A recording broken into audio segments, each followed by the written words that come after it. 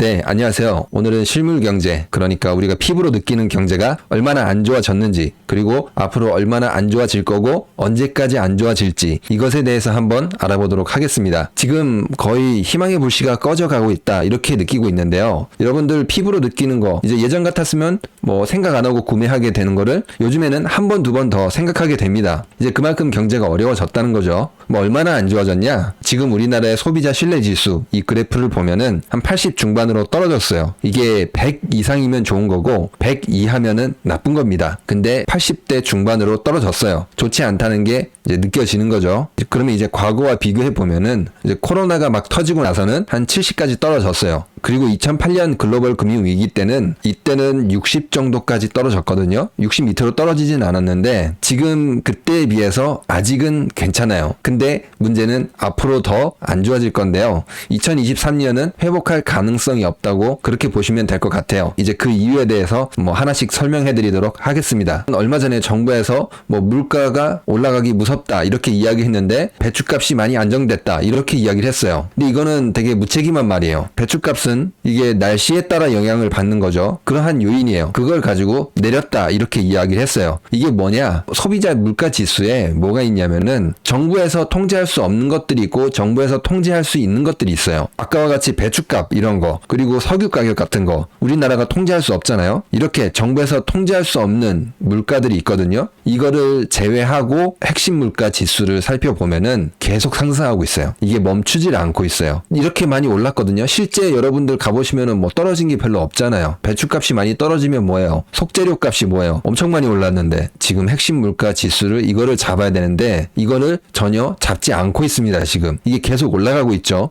이게 멈춰야지 우리가 실제로 피부로 느끼는 물가 상승이라고 할까요? 이런 게 조금 줄어들어요. 근데 이거를 줄이려면은 강력하게 금리 인상을 하고 그래야 되는데 그런 의지는 없어 보여서 물가라고 할까요? 이런 거는 당분간 꺾이지 않을 것 같아요. 또 안 좋은 거는 왼쪽 그래프는 이제 가계 대출의 감소거든요. 이게 좋은 거 같긴 하죠. 2015년 이후 처음으로 이제 감소를 했어요. 좋은 건데 또 좋지 않다고 느끼는 거는 지금 어려운 시기잖아요. 근데 어려운 시기에 뭐예요? 우산을 뺏어버리잖아요. 돈이 필요 없을 때는 돈을 빌려주고 정말 돈이 필요할 때는 어떻죠? 돈을 가져가 버리죠. 그러니까 우산을 뺏어버리죠. 진짜 어려운 사람들한테 돈이 필요할 수 있는데 더 많은 사람들이 피해를 볼 수 있다는 거예요. 그리고 지금 이 오른쪽 그래프를 보시면은 가계대출도 있는데 이제 기업대출 관련해서 나온 그래프입니다. 파란색 그래프는 가계대출이고 기업대출은 지금 증가를 하고 있거든요. 운전자금 대출 이게 증가를 하고 있어요. 그러니까 직원들 월급도 주고 뭐 월세도 내고 그래야 되잖아요. 그거를 빌리고 있는 거예요. 기업들이 어려우니까 돈도 못 벌어오니까 버텨야 되잖아요. 이제 그거를 빌리고 있는 거예요. 지금 굉장히 안 좋죠. 그리고 반면에 꺾인 게 있어요. 시설 자금 대출 이제 뭐 새로운 곳에 투자하거나 뭐 건물 짓거나 뭐 장비 사오거나 이런 것들 이런 것 관련해서 대출은 지금 오히려 꺾였어요. 경기가 안 좋으니까 이런 것에 투자를 못 하고 있는 거죠. 살아남으려고 이제 어떻게 보면 연명을 하고 있는 거예요. 이게 오래 갈 수 있을까요? 지금 이러한 상황이 오래 가지는 못할 겁니다. 구조조정을 하든지 아니면 파산이 되든지 큰 사고가 날 가능성이 높습니다. 근데 이제 큰 사고가 나면은 대비를 해야 되죠. 근데 우리나라 지금 개인 저축률이 엄청나게 많이 감소를 하고 있어요. 이제 돈이 없다는 거죠. 위기가 왔을 때 저축이 잘 안 돼 있으면 어떻게 되겠죠? 이제 정말 위험하겠죠. 그러면 2023년에 뭐 취업이라도 잘 되냐? 또 그렇지도 않습니다. 취업자 증가 수가 2022년에는 뭐 81만 정도였다면은 거의 뭐 8분의 1로 줄어서 10만 명으로 감소합니다. 그러니까 이제 신규 채용이 거의 없다고 보시면 돼요. 저 10만 명도 아마 분명히 경력자 뽑을 거예요. 그러면 신입들은 어디 가서 경력을 쌓을까요? 취업 경쟁이 진짜 엄청나게 힘들어질 수 있습니다. 사회 초년생들 같은 경우에 더 큰 타격을 입을 것입니다. 그렇다면 이렇게 상황이 안 좋은데 언제 괜찮아질까 이걸 봤을 때 사실 아직도 암울합니다. 무역 수지가 막 계속 마이너스가 나오고 있다. 그러면 이게 좋아질까라는 걸 생각해 봤을 때 내년도에도 쉽지 않습니다. 우리나라 수출의 많은 부분을 담당하고 있는 이 반도체가 굉장히 상황이 안 좋거든요. 다른 것도 상황이 안 좋은데 반도체 상황이 굉장히 안 좋습니다. 지금 보시는 그래프는 주요 이제 메모리 반도체 재고 상황입니다. 재고가 계속 증가하고 있어요. 안 팔리니까 쌓아두고 있다는 거예요. 이렇게 되면 어떻게 되죠? 현금이 안 돌죠. 만들어서 팔아야지 현금이 돌잖아요. 현금이 안 도는 것도 있고 또 이렇게 재고가 쌓인다는 거는 그만큼 수요가 많이 줄었다는 것도 있습니다. 근데 이게 재고가 감소한다거나 그런 기미가 안 보이고 계속 계속 또 증가하고 있어요. 이게 또 문제가 될 수 있는 게 그러면 이 재고가 어느 정도 해소가 돼야지 경제가 좋아지는데 이 기간이 굉장히 길게 나타날 전망입니다. 업계에서는 내년 3분기까지 내다보고 있는데 3분기가 돼도 아마 그때 가서 다시 봐야 될 것 같아요. 그 이유가 이런 메모리 같은 거 많이 쓰이는 전자 제품들이 수요가 많이 감소하고 있어요. 지금 스마트폰 수요 같은 경우에도 지금 2022년에만 한 10% 감소를 했고 또 내년에는 또 5% 정도 감소할 것으로 보입니다. 이제 다들 스마트폰 솔직히 다 많이 있잖아요. 이 스마트폰 감소하는 이유가 이미 많이 보급된 것도 있는데 지금 스마트폰 교체 주기가 증가하고 있어요. 보통 한 30개월 정도 되면은 스마트폰 바꾸고 그랬는데 지금은 기본 한 40개월 정도 쓴다고 하더라고요. 뭐 우리가 스마트폰 같은 거 사서 솔직히 메시지 보내고 그 정도 하잖아요. 뭐 엄청나게 고사양이 필요한 작업을 하진 않습니다. 그래서 굳이 고장나지 않는다면은 아마 교체하지 않고 계속 쓰는 것 같아요. 이제 사람들이. 그래서 수요도 감소하고 있는 거죠. 그럼 이제 어떻게 살아남아야 되냐 이거를 봤을 때 사실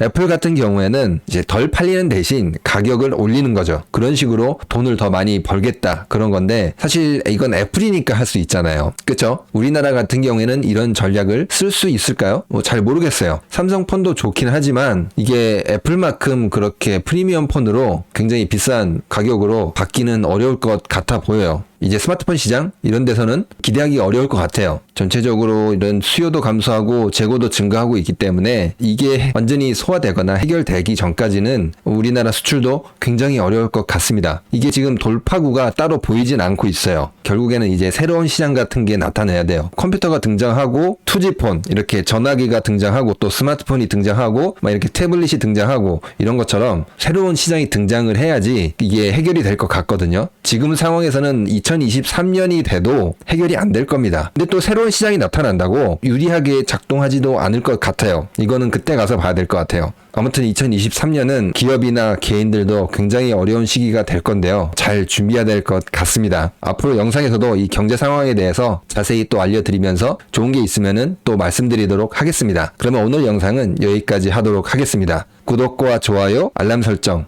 응원의 댓글은 영상을 만드는데 많은 힘이 됩니다. 감사합니다.